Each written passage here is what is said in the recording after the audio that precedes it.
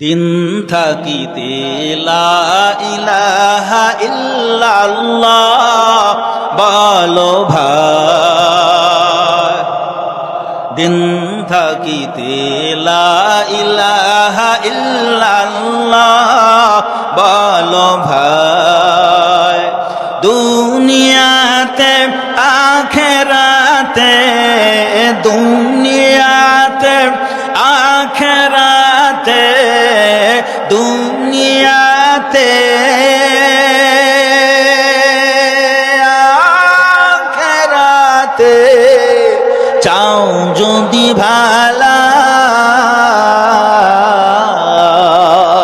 দিন থাকিতে লা ইলাহা ইল্লাল্লাহ বলো ভাই, হায়াত মওত রিজিক দৌলত যার হাতে মন,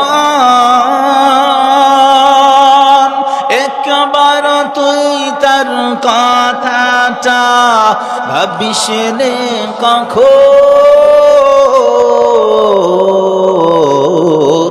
রাখিস রে স্মরণ, আসবে যেদিন দুঃখের রাতি,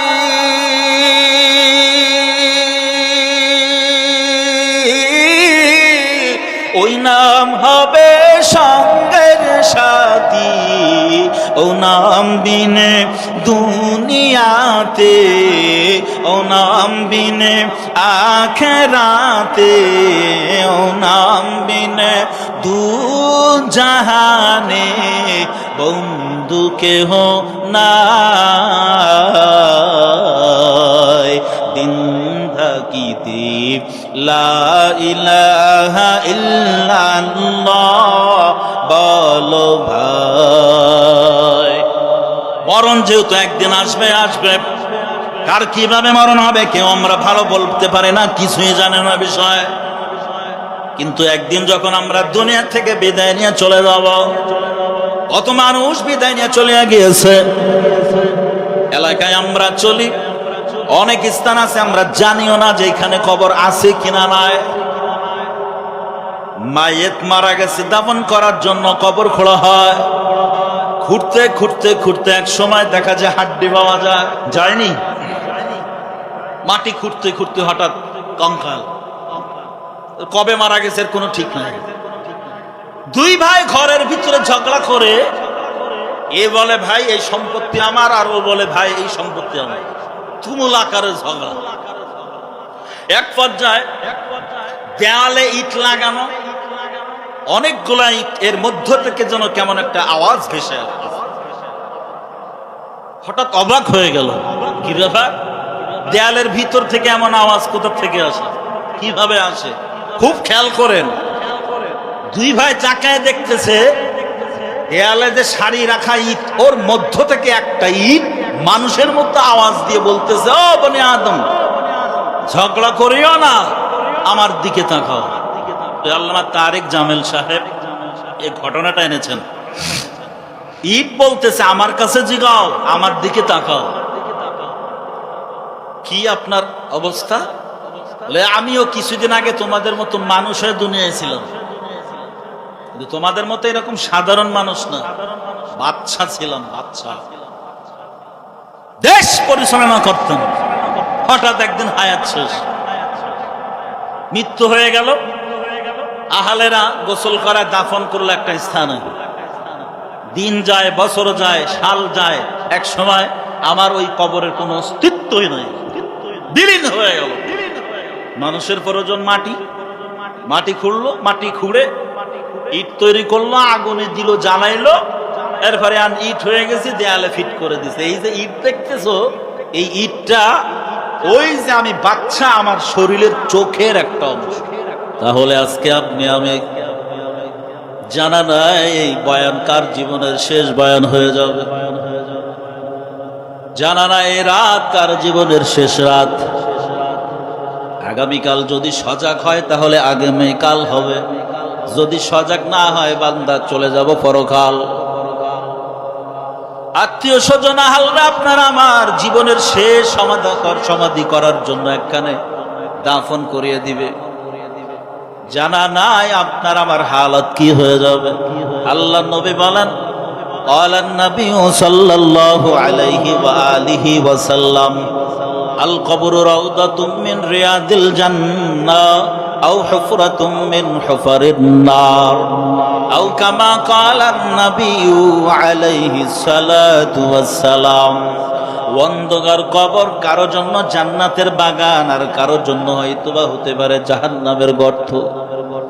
আল্লাহ না করুক যদি ওই কবরটা আপনার আমার জন্য জাহান্নামের গর্ত হয়েই যায়, দুঃখের সীমানা থাকবে না। আজকের পায়ে ধরে ধরে উলামায়ে কেরাম বুঝাইতেছেন, খতিব সাহেবগণ বুঝাইতেছেন, পীর মাশায়েখগণ বুঝাইতেছেন, কত আধুনিক সিস্টেম। ঘুমাইতেছি বয়ান শোনার সুযোগ আছে, খানা খাইতেছি বয়ান শোনার সুযোগ রয়েছে, কাজে আছি বয়ান শোনার সুযোগ রয়েছে। কিসে কিসে সবার আসেনি? সবার হাতে হাতে মোবাইল। কিন্তু নবী বলেন, আমার মন চায়, দিলটা চায় আমার উম্মতের প্রত্যেকের হৃদয়ের ভিতরে সূরা ইয়াসিন যদি থাকতো। কার কার সূরা ইয়াসিন আছে ভিতরে? কিও কথা কয় না? বেঈমানের বাচ্চা বলছে আমি সব বাঙালির হাতে মোবাইল দেখতে চাই, আর নবী বলেন আমি সকল উম্মতের হৃদয়ে সূরা ইয়াসিন দেখতে চাই। আর নবীরে ভালোবাসি বলি, নবী তোমার জন্য জীবন দেব, তোমার কথা মানতে পারবো না, তোমার আইন মানতে পারবো না। এই নেই আমি হুজুর হয়েছি, বক্তা সেজে এখন কথা বলতেছি, আমার মাথায় টুপি, মুখে দাড়ি, গায়ে পাঞ্জাবি। মাথায় আমি টুপি না রাখলে দিলে কষ্ট লাগে, খারাপ লাগে, আর আপনার মাথায় টুপি না দিলে ভালো লাগে। আমি পাঞ্জাবি গায়ে না রাখলে খারাপ লাগে, মানুষের সামনে যাইতে লজ্জা পায়। আর তুমি ভাই গায়ে পাঞ্জাবি দিলে গরম লাগে, অসহ্য লাগে, কেমন একটা অস্বস্তি লাগে। এই মরার সময় কিন্তু ঠিকই লম্বা পাঞ্জাবি দিবেন না হাফ, লম্বা জামা না হাফ। সাবধান, জানা নাই অন্ধকার কবর কার জন্য জাহান্নামের গর্ত। যদি জাহান্নামের গর্ত হয়ে যায় আফসোসের শেষ নাই। জেলখানায় আসামি ধরা পড়ে, যে অপরাধী করুক না কেন জামিনের সুযোগ আছে। যারা যারা জেলে গিয়েছেন এখানে তারাই বলতে পারবেন কেমন অবস্থা হৃদয়ের ভিতরে হয়। এরপরে যখন বাহিরে চলে আসছেন একরকম কেমন যেন একটা ম্যানেজ হয়ে গেছে। যত বড় অন্যায় করুক জামিনের সুযোগ আছে। সিএম কোর্ট, জজ কোর্ট, হাইকোর্ট, সুপ্রিম কোর্ট, উচ্চ আদালতে জামিনের সুযোগ আছে। কিন্তু সাবধান, আল্লাহর আদালতে যদি একবার অ্যারেস্ট হয়েই যায় আর কোনোদিন জামিনের সুযোগ নাই, আপিলেরও সুযোগ নাই। আবার আপনাকে দুনিয়ায় ফেরত পাঠানো হবে এমন কোনো গ্যারান্টি নাই। মৃত্যু একবার না দুইবার। একবার আজরাইলের হাতে যদি ধরা পড়ে যায়, এমন একটা পাওনাদার আপনার বাড়িতে আসবে, আমারও বাড়িতে আসবে। দিলের কান দিয়ে শুনবেন ইনশাআল্লাহ। ইনশাআল্লাহ বলেন, দিলটা নরম করার চেষ্টা করেন বাবা। গভীর রাত এমন একটা পাওনাদার আপনার বাড়িতে যাবে, হাজারো বুঝাইবেন, হাজারো অনুরোধ করবেন, এমন পাওনাদার পাওনা না নেওয়া পর্যন্ত সীমানা ছাড়বে না। এজন্য নবী বলেন, উম্মত সাবধান, মরণের কথা বেশি বেশি স্মরণ করো। যদি উম্মত মরণের কথা দৈনিক 20 বার যদি স্মরণ করতে পারো, কতবার? 20 বার যদি স্মরণ করা যায়, আল্লাহর নবী বলেন এমন একটা সময়, এমন একটা মুহূর্ত কিয়ামতের ময়দান আল্লাহ তাআলা করবেন, যেখানে ভাই ভাইয়ের পরিচয় দিবে না, মা বাবা সন্তানের পরিচয় দিবে না। সূর্য 12টা মুখ জমিনের দিকে ঢেলে দিবে, খামের সাগরে হাবুডুবু খাইতে হবে। এমন একটা কঠিন মুহূর্ত, এমন একটা কঠিন সময়, একমাত্র আল্লাহ পাকের আরশের ছায়া ছাড়া কোনো ছায়া থাকবে না। কঠিন অবস্থা। এমন একটা সময় আল্লাহ রাব্বুল আলামিন যারা দুনিয়াতে মরণের কথা দৈনিক 20 বার স্মরণ করেছিল, এই সকল মানুষদেরকে আল্লাহ রাব্বুল আলামিন শাহাদাতের মর্যাদা দিয়ে জান্নাত দান করবে। সুবহানাল্লাহ বাড়ি দিয়ে বললেন ওই পিছনের লোক আর না, এরা কালকে বলবে না সুবহানাল্লাহ বললে লস হয় বুঝি, বাঙালি বহুত চালাক। সুবহানাল্লাহ বলে লস হয় না, লাভ। কি লাভ? এটা পুরান বয়ান নেই, কি লাভ? একবার সুবহানাল্লাহ বললাম তো কি হইল? 10টা গাছ নাকি? একবার সুবহানাল্লাহ বললাম তো একটা সুবহানাল্লাহ বাগানের মালিক হয়ে গেলাম। এই হইল আরেকটা গাছ। যারা যারা বললো না এটা তাদের হলো না। এই বাগানের দূরত্ব কেমন, সীমানা কেমন? সকাল থেকে সন্ধ্যা কোনো বর্ণ নাই। 500 বছর একটা তরতাজা দ্রুতগামী ঘোড়া যদি ওই বাউন্ডারি অতিক্রম করতে চায়, শেষ করতে পারবে না। এরপরে সুবহানাল্লাহ আয়নারে বাঙালি স্লিপ করতেছ না, আগে বলিস হেদায়েতের মালিক কে? 13 বছর নবীর ফাইলের ফলে হেদায়েত কপালে ছিল না। নামটা কি মক্কেলের?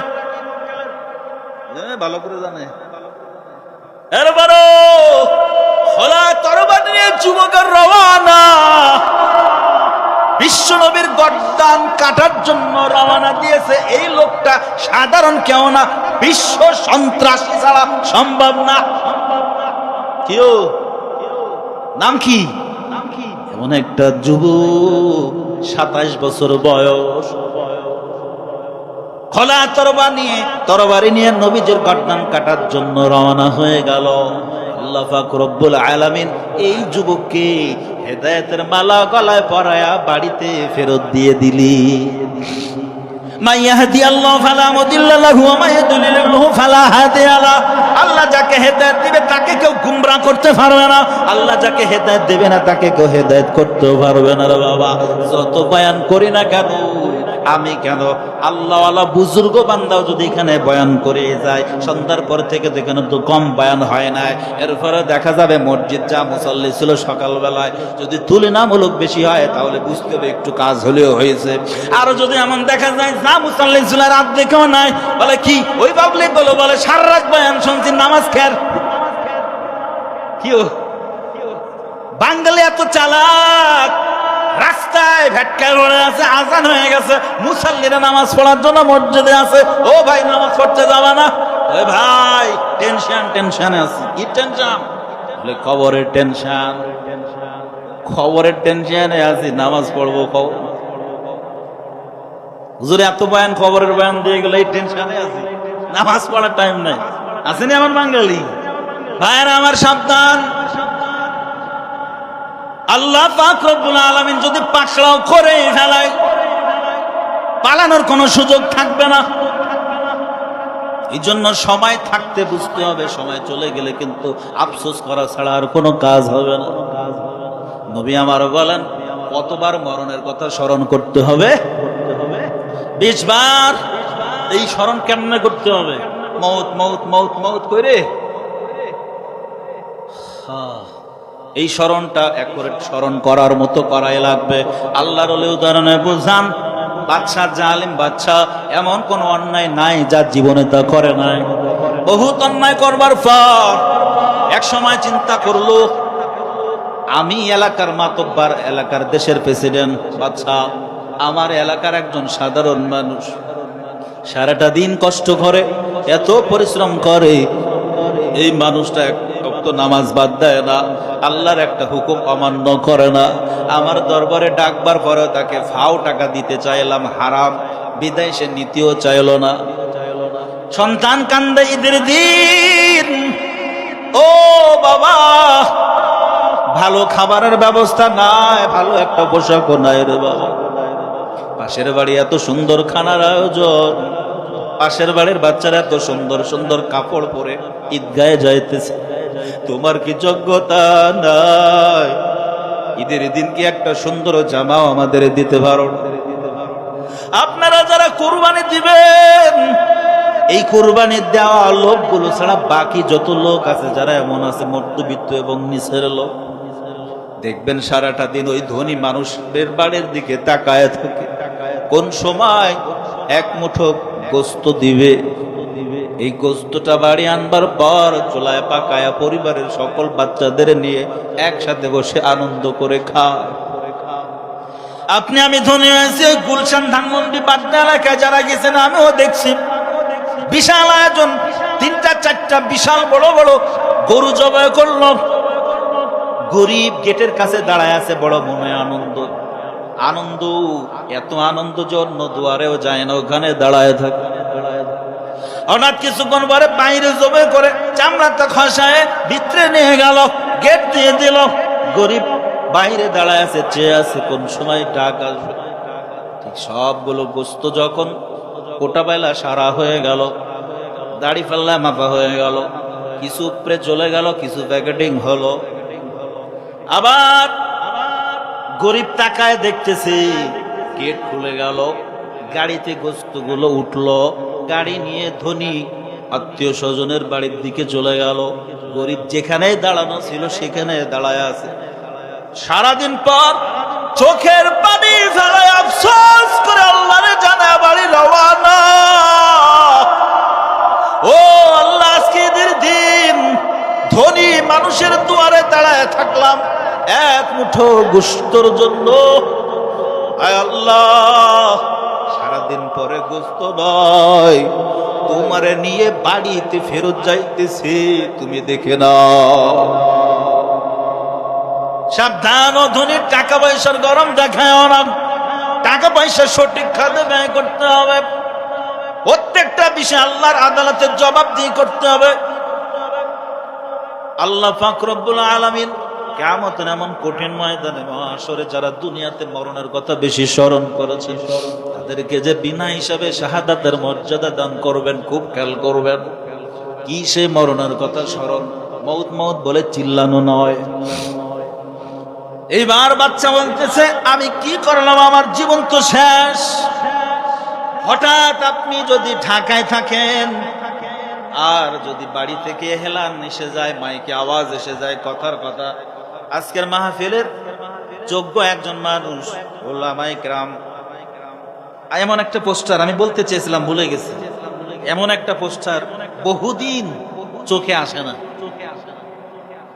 মাওলানা ছাড়া সাধারণ কোনো মানুষ না, এটা খেয়াল করছেন? আলহামদুলিল্লাহ বলি, ওলামায়ে কেরামদের একটা আলহামদুলিল্লাহ বলি, যা গত বছর হয়তো আপনাদের এই সুযোগ হয় নাই।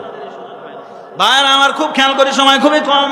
হঠাৎ করে শুনতে পারলেন হুজুর আর দুনিয়ায় নাই। আপনি ঢাকার শহরে আছেন, 2 মাস পরে আপনি বাড়িতে ফিরলেন। বাড়িতে ফিরবার পর এলাকায় হাঁটতেছেন, এর কাছে ওর কাছে জিজ্ঞাসা করবেন হুজুরের কবরটা কোন জায়গায়। কবরটা দেখবার পর গাড়ি থেকে নেমে বলবেন, ড্রাইভার দাঁড়াও, 2টা মিনিট দাঁড়াও, হুজুর মারা গিয়েছিল, আমি ঢাকাতে ছিলাম, কবরটা পেয়ে গেলাম, 2 মিনিট হুজুরের কবরের পাশে দাঁড়া, একটু দোয়া করে তারপরে বাড়ি যাব। ঠিক নি?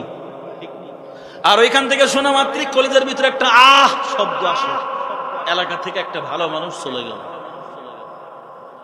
আর যদি একটা খারাপ মানুষ চলে যায়, ঢাকা কেন, যদি বিদেশেও থাকে, ওইখান থেকে বলবে দাঁড়া, আর কোনো কাজ না, 2 রাকাত শুকরানা নামাজ পড়ব। এলাকার থেকে একটা গেছে, এলাকার মানুষ ভালো থাকবে। ঠিক নেই? মৃত্যুর পরে 2টা কথা ওঠে, একটা কথা হয় ভালো, নাইলে খারাপ। 2টা কথা আসে মৃত্যুর পরে, হয় ভালো নাইলে খারাপ। চরিত্রের উপরে আপনার নাম ছড়াবে।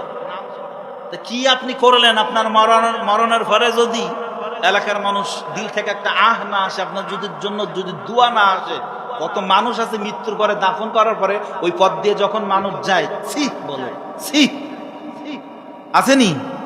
ভাইরা আমার, 2 দিনের দুনিয়া, এ নিয়ে কোনো তামাশা করারও সুযোগ নাই, আনন্দ করারও সুযোগ নাই। কয়েক সেকেন্ড আখিরাতের তুলনায় মাত্র দুনিয়ার হায়াত। তাই তো অনেক মানুষের মৃত্যুর সময় যদি বলি চাচা কালেমা পড়েন, কালেমা পড়েন, তখন 2 আঙ্গুল মুখের কাছে নিয়ে ও বিড়ি দেবা, আসেনি? আছে? এ নামাজ পড়তে গেল দেখবেন ঠপ করে মুরুলকে অনেক সময় নামাজের ভিতর খোলে না, এর বিড়ির একটা পট নিচে পড়ে গেছে। নামাজের ভিত্তি, মানে যে যে লাইনে তার তো ধারা সেই লাইনই হবে। অনেক মানুষের মৃত্যুর সময় বলে চাচা কালেমা পড়েন, ওই বেগুন 20 টাকা, কলা 25 টাকা, এই দাম, এই না হলে হবে না, চাচা কালেমা পড়েন, ও গালি শুরু করে দেয়। কারণ জীবন দশা গালির উপরে ছিল। ভালো কত বললো, গালি ছাড়া কত বলতো না। এখন পাবলিক নাই, আছে না নাই? দুই বন্ধু, আশ্চর্যের বিষয় ভাই, এগুলো ওয়াজের বাইরে না, আপনারা বোঝার চেষ্টা করেন। দুই বন্ধু, এ বন্ধু ওই বন্ধুরে ডাক দিচ্ছে, এই এর বাচ্চা এদিকে, এ না আবার ওর বন্ধু। আছেনি যুবক ভাইদের ভিতরে? এরপরে বন্ধুত্ব, বন্ধু বন্ধু কোথায় এটা বুঝবান, সময় তো নেই আজকে আমার বলার। সাবধান, মরণের সময় যার যেমন ধারা কিন্তু তার তেমন ধারায় চলে আসবে। এই জন্য বলি কালেমা ছাড়িয়েন না, কালেমার লাইনটা এড়ায় যায় না। জীবন দশায় যদি কালেমার সাথে লেগে থাকেন, অবশ্যই মরণের সময় আপনার মুখ দিয়ে কালেমা বের হইতে পারে। কালেমা বেঁচে থাকতে না মরণের পর মনে থাকবে তো ইনশাআল্লাহ। কোন কালেমার পাগল হয়েছি, যে কালেমায় হালালকে হারামের দিকে নিয়ে যায়। কোন কালেমার পাগল আমরা, আজান হইলে মসজিদে লোক পাওয়া যায় না। কোন কালেমার পাগল আমরা, উপযুক্ত মেয়েকে বেপরদায় রাস্তায় বের করার সুযোগ করে দিই। আমার বয়স কম তো, আবার বেশি বলে ফেলাচ্ছি মনে হয়। ভাইরা আমার সাবধান, মরণের কথা স্মরণ কেমনে করতে হবে খুব খেয়াল করে বাবা। যদি মরণের কথা স্মরণ করতেই পারতাম, আল্লাহর কসম আপনার দ্বারা ওই উপযুক্ত মেয়েকে বিবাহের যোগ্য বেপরদা ভাবে বাহিরে বের করার সুযোগ দিতাম না। মৃত্যুর কথা যদি স্মরণ করার মতো করতেই পারতাম, ভাই হয়ে আর এক ভাইয়ের পেটে লাথি মেরে ওই সাতক্ষীরার জেলখানায় ঘুম পাড়াইতে পারতাম না। মৃত্যুর কথা যদি স্মরণ করতেই পারতাম, জীবনটা চলে গেলেও কখনো আপনার আমার দ্বারা গুনাহ হতোই না। খুব খেয়াল করি বাবা, কোন স্মরণ? বাচ্চা চিন্তা করলো আমার জিন্দেগি পরিবর্তন করতে চায়। একজন আল্লাহওয়ালা মানুষ এলাকায় আসছে, কোথা থেকে কিভাবে আসলো? বলে আল্লাহওয়ালা মানুষের সোহবাতে গিয়ে এমন পরিবর্তন হয়নি। ইয়া আইয়ুহাল্লাযীনা আমানুত্তাকুল্লাহ ওয়া কুনু মা'আস সাদিকিন।